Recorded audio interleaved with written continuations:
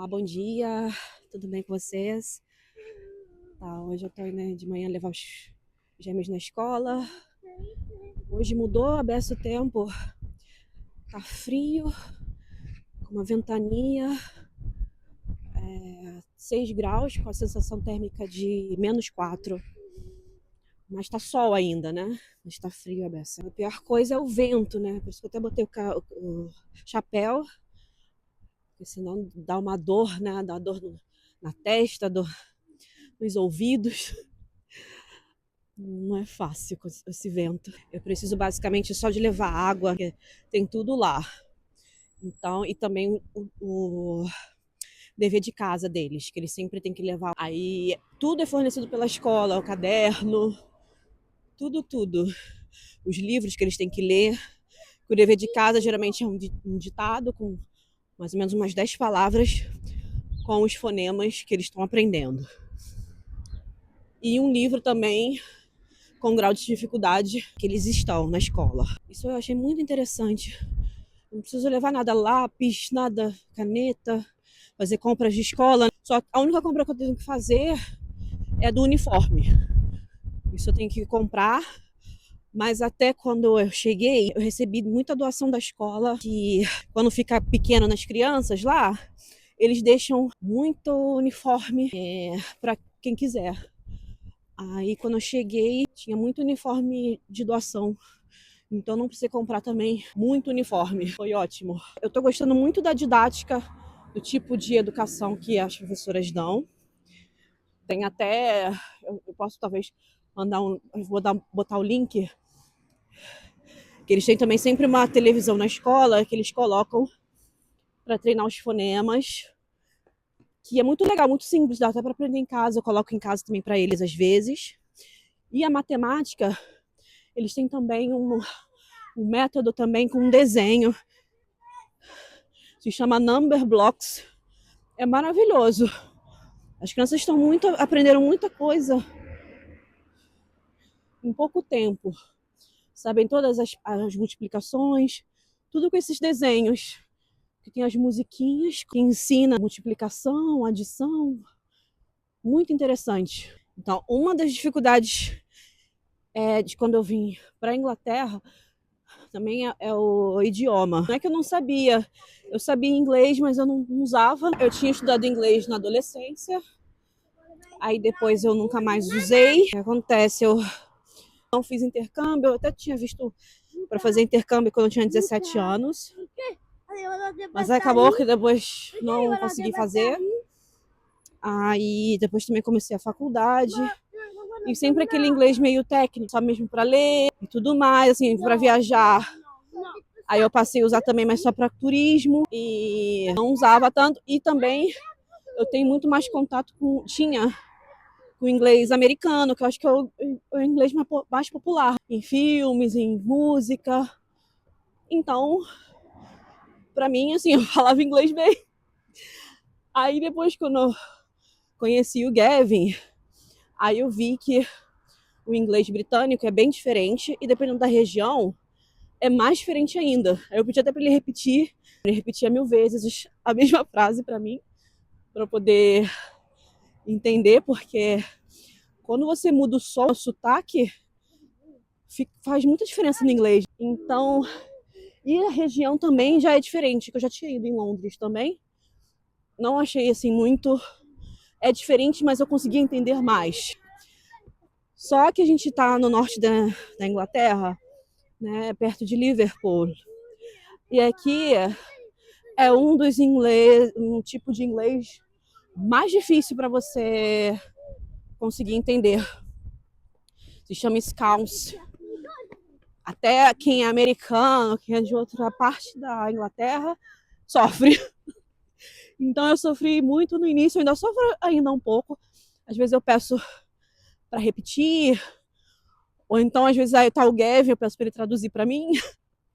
Mas assim, tá ficando cada vez melhor e mais fácil. Por exemplo, na certificação, eu fiz a certificação de inglês, então meu inglês é bom. Eu sou C1, só não sou C1 na escrita, eu não consegui. Na escrita eu sou B2. Mas Claro que aí tem essas diferenças regionais que dificultam um pouco, mas nada é possível superar. Aí sobre a certificação de inglês eu fiz o IELTS, né? Aí eu depois até tentei de novo, que eu queria fazer um curso que me pedia C1 em tudo. Aí eu fiz de novo de escrita, mas aí eu também não consegui. Aí eu ver se eu consigo estudar mais, porque eu acho muito difícil a escrita do IELTS, porque eu não concordo muito com o tipo. Talvez eu mude o tipo de prova também.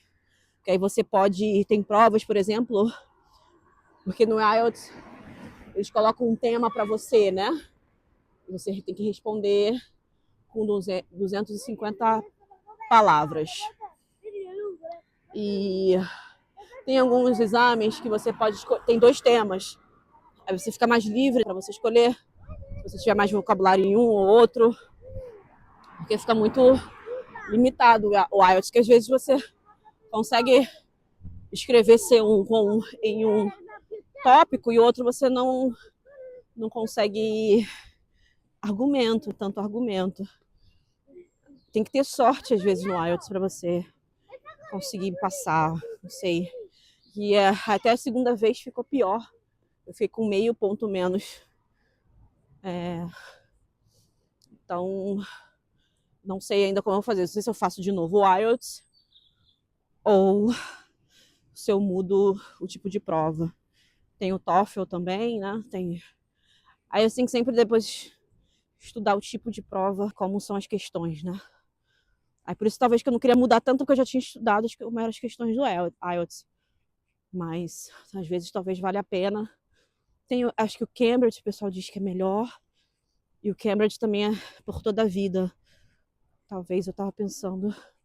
Porque o IELTS também só dura 2 anos. Aí eu não sei que é melhor, ainda vou dar uma averiguada. Tem outros também, tem Pearson, tem outros. E às vezes no próprio lugar que você quer fazer o curso, tem também a prova. Então às vezes não precisa você fazer esses questões mais tradicionais. O mais popular é o IELTS, que é aquele que mais lugares eles aceitam. Já na Itália, a parte de ouvir é mais fácil pra gente, é mais perto do espanhol, do português, não tem muita variação. Quando vai falar os sons das palavras, tem sempre o mesmo som, é A, E, I, O, U, não tem variação. Então, para mim, é muito mais fácil. Eu sempre passava férias na Itália, então sempre ouvia. Na escola também eu tive um pouco de italiano, quando eu era pequena. Aí eu sempre também ouvia, então para mim não foi muito difícil.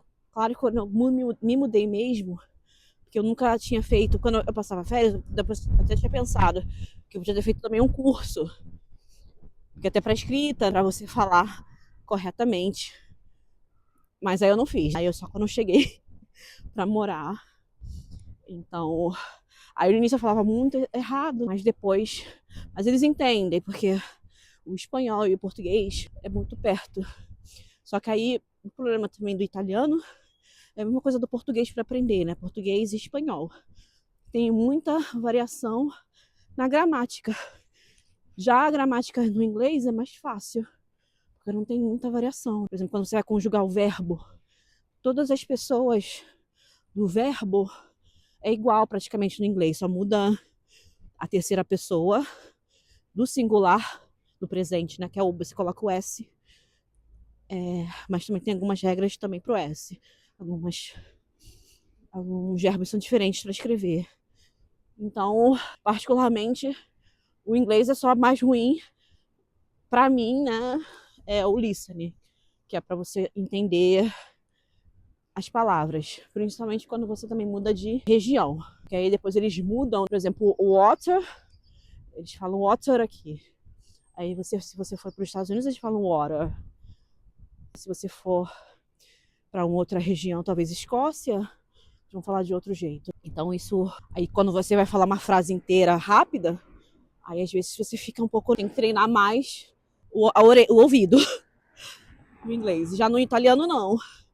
Aí no italiano é muito mais difícil a gramática, para você escrever, para você falar corretamente, porque eles têm muita variação nos pronomes, no feminino, masculino, porque a gente também tem, no italiano tem, no inglês não tem, feminino e masculino. Isso também já ajuda tanto.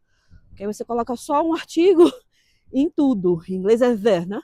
The, que é o a, né? Artigo definido. E o indefinido também só tem um indefinido, que é o a, mas depende da palavra, né? Tem palavra que é an, mas é só porque começa com a vogal. Então é muito simples. Não é porque esse aqui é feminino, esse é masculino, como é no português e no italiano. Aí você também tem que treinar isso, né? Saber quais palavras são masculinas e femininas, mas é muito parecido com o português. Então, pra gente, acho que talvez para o inglês aprender o português, o italiano, eles vão ficar muito mais. Tem que treinar muito mais essa parte. E já pra gente é um pouco mais fácil, mas tem que, para você falar corretamente, tem que saber. E também os pronomes. Eles usam mais pronomes que a gente, porque a gente deixa muito básico. Por exemplo, a gente não fala muito nós, a gente não fala muito vós, a gente até aprende na escola, mas não fala. Então, depois ficar falando o vós, o nós, aí fica meio chato para. Acho que a gente tem que, no italiano, se você fizer errado assim, se você botar a terceira pessoa e é vós, e é nós, aí fica ruim. E a gente facilitou bastante com você. Aí você fica igual a terceira pessoa. Aí também eles usam. Aí os pronomes também tem que ser no vós, né? Aí tem que usar. E no objeto direto também eles sempre usam. Que a gente às vezes também pula essa parte. Então, aí no início do italiano, para quem fala português do Brasil, a gente tem que treinar mais a parte do pronome para falar certinho e dos verbos. E basicamente, mas é a mesma coisa. E para escrever também italiano é um pouco mais difícil também por causa eles têm muita doppia lettera, que são letras duplas. Aí é um saco, aí você tem que saber qual. E às vezes eu não consigo, as pessoas falando, saber se é. Eu tenho que treinar isso. E tem que, na verdade, memorizar. Para saber qual palavra que é doppia, que é dupla, e qual palavra que não é dupla. E no português a gente não tem quase nenhuma palavra, não tem, né?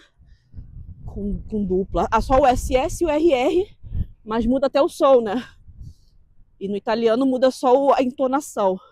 Por exemplo, tutto, né? Tutto, tinha duas T no tutto. Quindi to tem que ser mais forte. Aí você sabe que é duas T's. Todas as palavras que tem dois, aí fica mais forte. Por exemplo, Luca, né? Luca, meu nome do meu filho, é só com C. Aí tem uma cidade que se chama Luca, que é com duas C. Aí você tem que falar mais forte. Mas aí às vezes, aí até o sotaque do português, do brasileiro, por exemplo, bella, falar bella com due L. Aí às vezes muitas pessoas me zoam, porque no início a gente fala bella, né? Bella, só com L. Aí fica me zoando, bella, bella, porque pra eles é muito errado se falar com um L só bella, né? Fala bella, do L, com dois L's, né? Mas fica só uma diferença, eles entendem.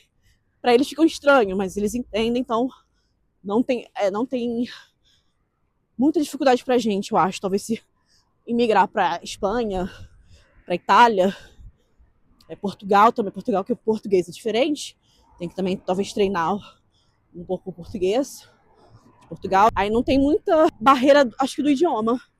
E também barreira da cultura também não tem tanta, porque é muito parecido. Porque como tem muito imigrante italiano no Brasil, aí até a comida pizza, a gente já é uma coisa internacional, então acho que é mais fácil. Até o italiano de qualquer região também eu consigo entender o italiano. Só muda, às vezes, só o ritmo, né? Como eles vão falar. Eles falam um pouco diferente de região para região, o sotaque, né? Mas é como se fosse no Brasil, né? Cada um fala de um ritmo É diferente. Particularmente eu gosto mais do ritmo, que é o sotaque do centro da Itália, toscana, porque é o italiano que é mais limpo, que eles dizem, que é o do centro, até de onde eu estava também. Só que na Itália também tem os dialetos. Então cada região tem um dialeto. Aí eu não entendo nada. Até o dialeto da minha cidade também eu entendo um pouco. O pessoal diz que tende pro francês, ou como eles falam no sotaque, no dialeto. E na Itália é muito legal que todo mundo sabe dois, sabe o italiano e sabe o seu dialeto. Aí o dialeto é muito diferente. O napolitano, tem gente que às vezes não entende, até quem é italiano não entende, eu não vou entender nada. Aí tem romano, tem todos os no sul, tem no norte também. O dialeto deles. É fronteira com Wales, que é o país de Gales, né? Aí eu tive lá. Aí as pessoas falam mais inglês. Mas é tudo escrito em galês. Gente, é muito diferente. É uma outra. Não tem nada a ver com inglês. Não tem nada a ver com nada que eu já tinha visto na minha vida. E até do jeito que eles pronunciam é diferente. Né? Eles usam o mesmo alfabeto. Usam alguns acentos diferentes. Mas é muito diferente. Já o irlandês eu ainda não fui na Irlanda para saber, que eu acho que também é diferente do inglês, mas o pessoal fala mais o inglês. Aqui todo mundo fala o inglês, é só. E também depende, também, às vezes também muda também as palavras. Entendeu? Aí você tem que saber também, é tipo gíria, né? Aí você tem que saber o que significa na região que você tá. Aquela gíria, aquela palavra que eles falam. Por exemplo, aqui uma gíria daqui é o boss. Boss quer dizer tipo nice ou legal. Aí às vezes as pessoas falam assim, boss. Que seria chefe em inglês. Aí fala boss. Aí no início você não entende. Mas aí depois te explicam que boss é como se fosse uma coisa legal. E tem muitas outras palavras no Scouse, que é o inglês daqui, da região de Liverpool, diferente. Eu espero que vocês tenham gostado muito do vídeo. Se vocês gostaram, se inscrevam no canal, que me ajuda tanto. Dá o like. E aí eu vou ter vídeo toda semana. E passa tudo, sem mistério. Vida na Itália, vida na Inglaterra, vida na Europa, em geral. E a gente se vê em breve. Até